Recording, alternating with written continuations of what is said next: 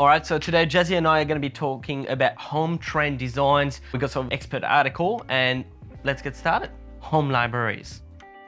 Not a fan. Why not? Why not? People now have their iPads and their Kindles and that's perfect. Yeah, but like if you got the space, like in a living area, a lot of people also use that as storage, but it does look quite nice. Okay, if you have a big space for a library, they just shovel their kids' books. Doesn't look good. Colours would not match with like the furniture. You know what I mean?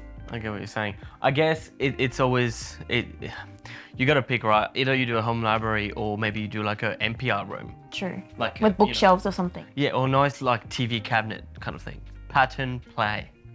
I mean, like, it depends on the property. Like, if it's a $2 million house, you wouldn't put, like cats and dogs on the wall kind of thing. Definitely, but no, it's more like, yeah, I guess, like, the one here like is the kids' dog. room, kids' playroom, perfect.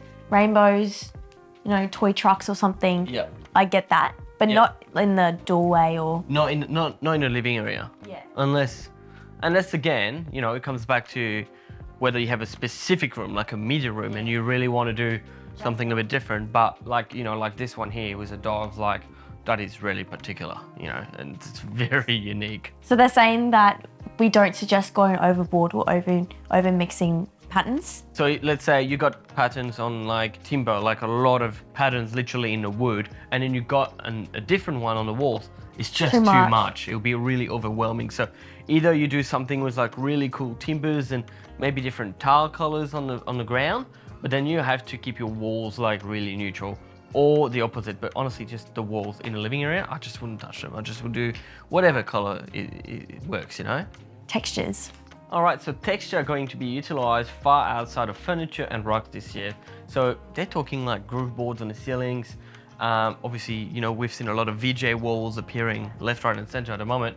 Curtains, all these things. Do you like those things? Like I do, yeah. I think it brings a bit of unique point of difference. Yeah, you know what I mean? Yeah, we've seen a few with VJ walls lately, and especially in their Hampton styles. Yeah, it looks really good. Yeah, well, Hamptons use it because even the cabinetry is full of textures, right? And then we see a lot of all the handles and stuff are different colors. And yeah, it looks good. People really play on those things. And people actually look for properties that are with that.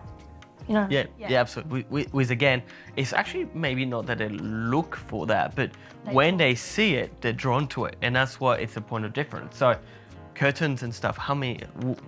What's me and curtains and vertical blinds and all that stuff. How much of a difference does that make? Eh? So yeah, curtains.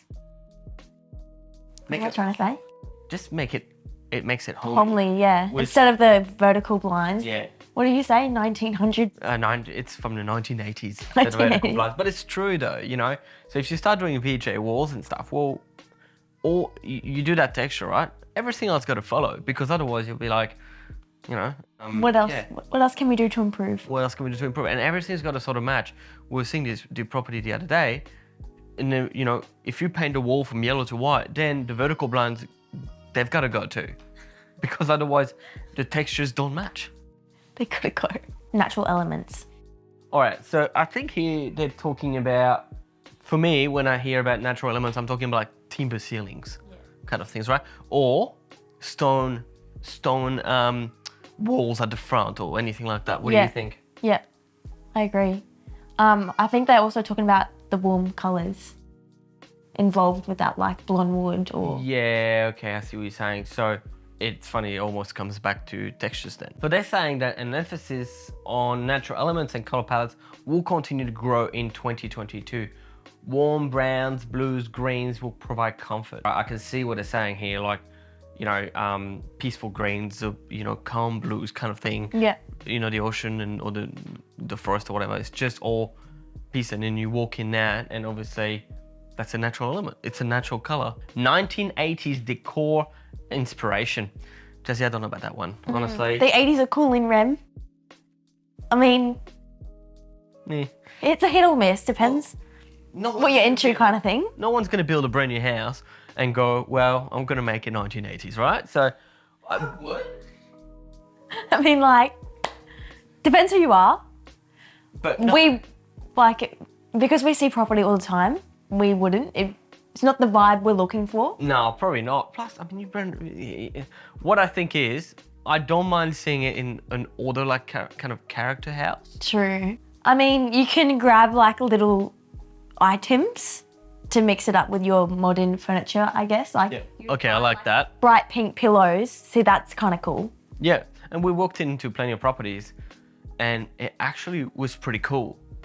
It might not be as on trend as maybe the experts are saying, but it doesn't mean it looks bad. It actually looks pretty cool. Looks good.